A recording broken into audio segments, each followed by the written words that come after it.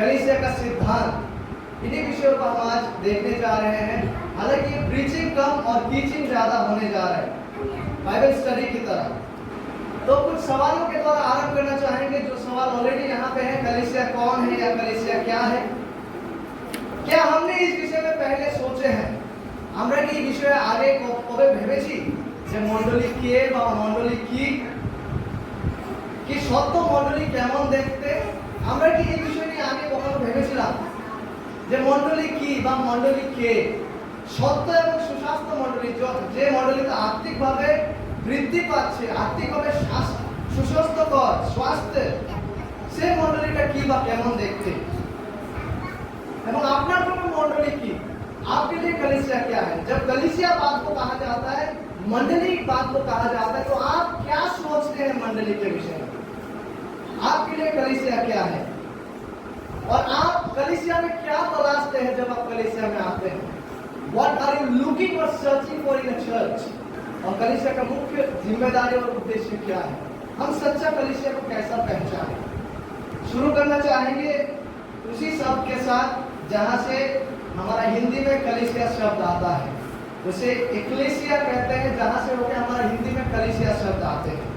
और इक्लेसिया शब्द का सामान्य अर्थ समूह को दर्शाता है, असेंबली, जो कि कांग्रेगेशन है।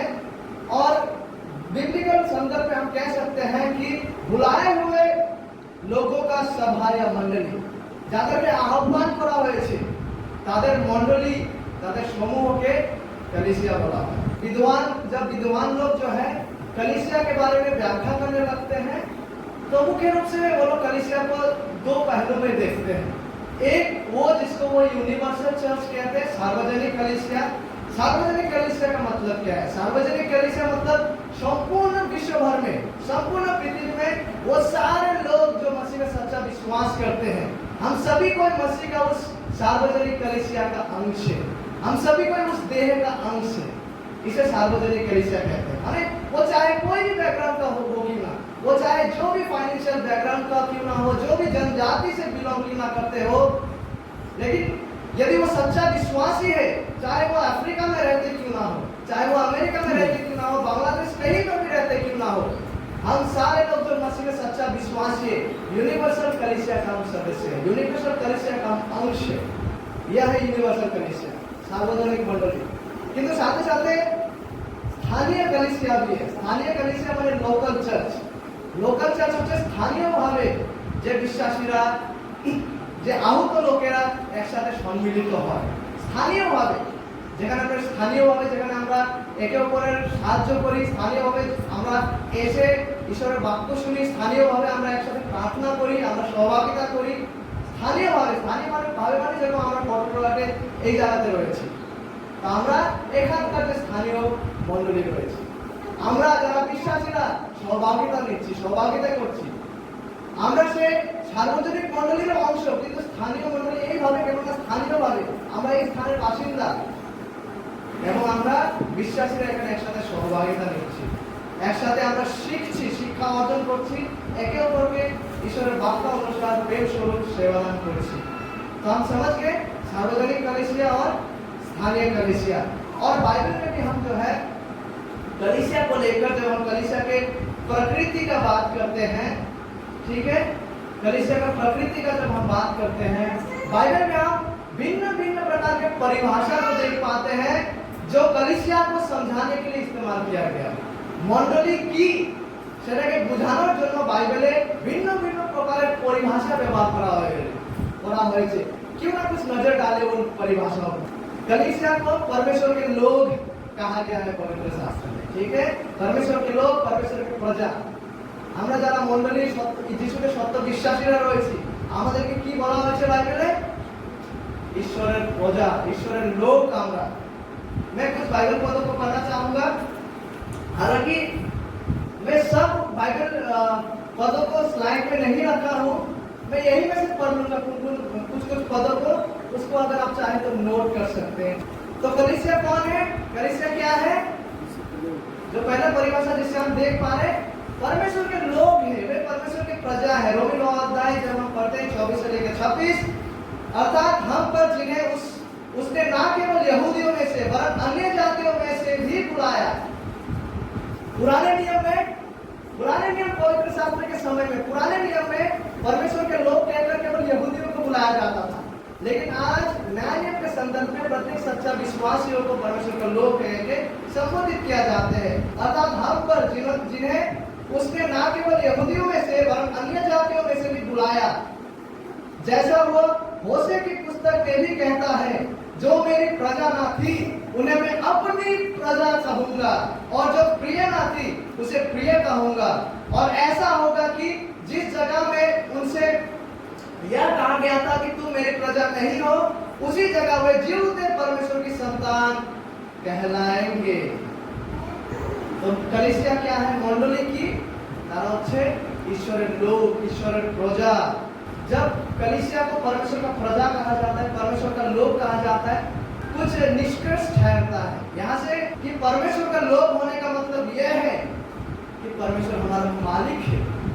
परमेश्वर का लोक होने का तात्पर्य और अर्थ यह है कि परमेश्वर ने हमें खरीदा है। परमेश्वर का लोक और परमेश्वर का प्रजा होने का अर्थ यह है कि परमेश्वर का अधिकार हमारे ऊपर में है और हम परमेश्वर के हैं। कलीसिया belongs to God। और दूसरा परिभाषा जिसे आप बाइबल में देख पाते हैं वो यह है कि कलीसिया को मसीह का देह भी कहा गया है। मसीह का देह भी कहा गया है, जिसमें सिर, हेड खुद मसीह है। रोमियो 12:4-5 को मैंने इसको स्टाइल पे नहीं रखे हैं, मैं एक पद को पढ़ना चाहूंगा, कृपया सुनिएगा। आप नोट करके रख सकते हैं, बाद में जब घर जाएंगे तब आप पढ़ सकते हैं। रोमी 12:4-5 को हम देख पाते हैं, क्योंकि जैसे हमारी एक देह में बहुत से अंग हैं और सब अंगों का एक ही सा काम नहीं, वैसा ही हम जो बहुत है मसीह में एक देह होकर आपस में एक दूसरे के अंग हैं। मंडली कलीसिया की আমরা যিশু খ্রিস্টের দেহ। इसलिए देखिए यहाँ पे দেহতে আলাদা অঙ্গ রয়েছে কি না, চোখ রয়েছে, কান রয়েছে, হাত রয়েছে, है कि नहीं? वैसा ही कलीसिया में क्या है? डाइवर्सिटी के बावजूद यूनिटी है। डाइवर्सिटी मतलब আলাদা আলাদা দান আমাদেরকে দেওয়া হয়েছে। যেরকম কেউ হয়তো বা মণ্ডলীতে রূপকীয় ভাষায় চোখের কাজ করতেছে, কেউ হয়তো বা হাতের কাজের মতন করতেছে, কেউ পায়ের মতন কাজ করতেছে, है नहीं? जैसे कि हमें देह कहा गया है कलीसिया को, इसका मतलब क्या है? देह में भिन्न भिन्न अंग है, आंख है, कान है, नाक है, मुंह है, हाथ है। उसी प्रकार से कलीसिया में भी क्या है? हम एक प्रकार का भिन्नताओं को देख पाते हैं। लोगों को भिन्न भिन्न दान दिया गया, किसी को सेवा करने का, किसी को प्रचार करने का, किसी को विश्वास से संतावना प्रदान करने के लिए। उसके बावजूद क्या है? कलीसिया में एकता है। डाइवर्सिटी के बावजूद, इन भिन्नता के बावजूद कलीसिया में जो हम मसीह में एक है। इसीलिए यहाँ से एक बात हमें ये भी समझना है, इसीलिए क्योंकि परमेश्वर ने जो है उनकी इच्छा के अनुसार भिन्न भिन्न लोगों को उस देह में से भिन्न भिन्न दान दिए हैं। इसलिए हमें क्या है? एक दूसरे का दानों को देखकर जेलस नहीं होना है, ईर्ष्या नहीं रखना है, क्योंकि परमेश्वर पवित्र आत्मा उनकी इच्छा के अनुसार हमें भिन्न भिन्न प्रकार के विश्वासियों को दान दिए हैं, जिसको हमें उपयोग करना है कलीसिया की उन्नति के लिए, कलीसिया की वृद्धि के लिए। लेकिन हमें एक दूसरे से ईर्ष्या नहीं रखना है। इन भिन्नताओं के बावजूद कलीसिया में जो है एकता है और हमेशा होना चाहिए। पहला कोरिन्थियों 12 में भी हम इन सच्चाई को देख पाते हैं। वहां नहीं पढ़ेंगे, बहुत सारे पदे हैं, आप नोट करके रख सकते हैं। इफिसियों 4 पढ़ना चाहूंगा, 15-16 पद। वरन प्रेम में सच्चाई से चलते हुए सब बातों में उसमें जो सिर है, यानी कि यीशु मसीह जो सिर है, अर्थात मसीह में बढ़ते जाए, जिससे सारी देह हर एक जोड़ की सहायता से एक साथ मिलकर और एक साथ गठकर उस प्रभाव के अनुसार जो हर एक अंग के ठीक ठीक कार्य करने के द्वारा उसमें होता है, अपने आप को बढ़ाती है कि वह प्रेम में उन्नति करती जाए। कलीसिया सबसे पहले हमने देखे परमेश्वर के लोग और परमेश्वर के प्रजा है। दूसरा कलीसिया मसीह का देह है।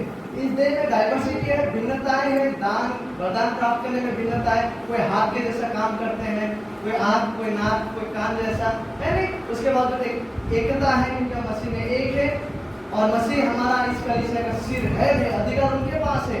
यहाँ से ये ठहरता है कि कलीसिया जो है वो मसीह का अधीन में है। We are under the subjection of Christ। हम मसीह के अधीन में हैं, मसीह हमारा सिर है। हमें इसलिए हमेशा मसीह का अधीन में होकर मसीह के अनुरूप अपने जीवन को जीना है, क्योंकि मसीह हमारा हेड है। He has the ultimate authority, all the authority in heaven and on earth is given to him, परमेश्वर पिता के द्वारा। और साथ ही साथ कलीसिया का परिभाषा में हम ये भी देख पाते हैं कि कलीसिया जो है वो परमेश्वर का मंदिर है। कलीसिया जो है बाइबल में हम परमेश्वर का मंदिर के रूप में भी कलीसिया का व्याख्या को देख पाते हैं। इस परिभाषा को भी इस्तेमाल किया गया है। जैसे मैं कुछ पदों को पढ़ना चाहूंगा, फिर हम आगे बढ़ेंगे। हम डिटेल्स में नहीं जा रहे क्योंकि हम केवल सर्वेक्षण कर रहे हैं, ठीक है। पहले कोरिन्थियों में मैं पढ़ना चाहूंगा, आप नोट करके रख सकते हैं, आपको वहां जाने की जरूरत नहीं है। मैं पढ़ूंगा, कृपया सुनिएगा। पहला कोरिन्थियों 3 अध्याय 16-17 पद हमसे कहता है, क्या तुम नहीं जानते कि तुम परमेश्वर का मंदिर हो और परमेश्वर का आत्मा तुम में वास करता है? यदि कोई परमेश्वर के मंदिर को नष्ट करेगा तो परमेश्वर उसे नष्ट करेगा, क्योंकि परमेश्वर का मंदिर पवित्र है और वह तुम हो विश्वासिया। पहला कोरिन्थियों 6 अध्याय 18 से लेकर 20 पद में लिखा है, व्यभिचार से बचे रहो। जितने अन्य पाप मनुष्य करते हैं वे देह के बाहर है, परंतु व्यभिचार करने वाला अपनी ही देह के विरुद्ध पाप करता है। क्या तुम नहीं जानते कि तुम्हारी देह पवित्र आत्मा का मंदिर है जो तुम में बसा हुआ है और तुम्हें परमेश्वर की ओर से मिला है, और तुम अपने नहीं हो क्योंकि दाम देकर मोल लिए गए हो, इसीलिए अपनी देह के द्वारा परमेश्वर की महिमा करो। तो कलीसिया परमेश्वर का भी मंदिर है। विश्वासीरा আপনারা ঈশ্বরের মন্দির, তার জন্য আমাদেরকে বলা হয়েছে আমরা যেন পবিত্রতায় বৃদ্ধি পাই। और चौथा, कलीसिया जो है उनको संत कह के भी बुलाया गया है, सेंट, संत कह के बुलाया गया है 100 बार से भी अधिक बार। ये संत शब्दটা सेंट, संत शब्द को जो है कलीसिया के या विश्वासियों को संबोधित करते हुए इस्तेमाल किया गया है नए नियम में। रोमी 1 अध्याय 7 पद में मैं पढ़ना चाहूंगा, उन सब के नाम जो रोम में परमेश्वर के प्यारे हैं और पवित्र होने के लिए बुलाए गए हैं। हमारे पिता परमेश्वर और प्रभु यीशु मसीह की ओर से तुम्हें अनुग्रह और शांति मिलती रहे। विश्वासी लोग जो है मंडली कलीसिया क्या है, वो संत भी है। प्रभु यीशु मसीह में होकर हम संत हैं, अपने में नहीं।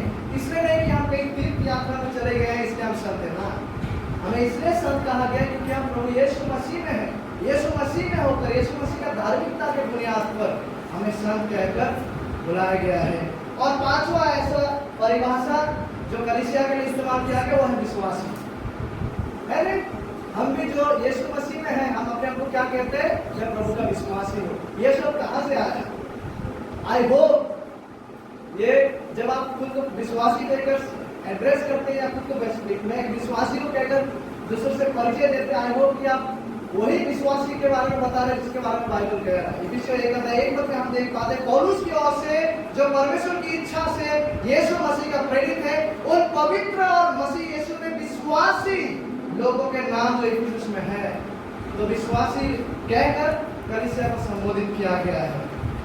और एक मिस किया गया, शायद मैंने स्लाइड में नहीं रखा है, सबसे जो कलीसिया है आपको चुने हुए वंश और राज पदधारी याजकों का समाज कहकर भी बुलाया गया है। पहला पत्र 2 अध्याय 9 पद में हम देख पाते हैं, लिखा हुआ है, पर तुम एक चुने हुए वंश और राज पदधारी याजकों का समाज और पवित्र लोग और परमेश्वर की नीच प्रजा हो, इसलिए कि जिसने तुम्हें अंधकार में से अपनी अद्भुत ज्योति में बुलाया है उसके गुण प्रकट करो। ये तमाम सत्य को हम देख पाते हैं कलीसिया का संबंध में। कलीसिया को व्याख्या करने के लिए तमाम परिभाषा और भी काफी परिभाषाएं हैं। यीशु मसीह का दुल्हन, यीशु मसीह का वधू, इफिसियों 5 में हम देख पाते हैं, ठीक है। और विश्वासियों को एंटियोक इंग्लिश में कहते हैं, उस जगह में क्रिश्चियंस कह के भी संबोधित किया गया है। तो भिन्न भिन्न परिभाषा को हम देख पाते हैं, बट एटलीस्ट इन परिभाषाओं को स्मरण रखिए। जब मंडली के बारे में बाइबल बात करते हैं तो इन तमाम व्याख्या को बाइबल हमें प्रदान करता है, इन तमाम परिभाषाओं को। आइए आप हम देखते हैं कि इस मंडली का जो मसीह का देह है, जो परमेश्वर का लोग और प्रजा है, जो विश्वासी है, जो अपने आप को ईसाई कहते हैं, जिसे बाइबल क्रिश्चियन करके संबोधित करते हैं, ये संत लोगों का मुख्य उद्देश्य क्या है? What is our purpose? What should be our responsibility? কেন আমরা মণ্ডলী, কেন ঈশ্বর আমাদেরকে মনোনীত করেছে, কেন আমরা ঈশ্বরের প্রজা, কেন আমরা ঈশ্বরের লোক, কেন আমরা বিশ্বাসী, আমাদের उद्देश्य की, बाइबल अनुसार हमारा दायित्व क्या है, कलीसिया का जिम्मेदारी क्या है, आइए कुछ नजर वहां भी डालते हैं।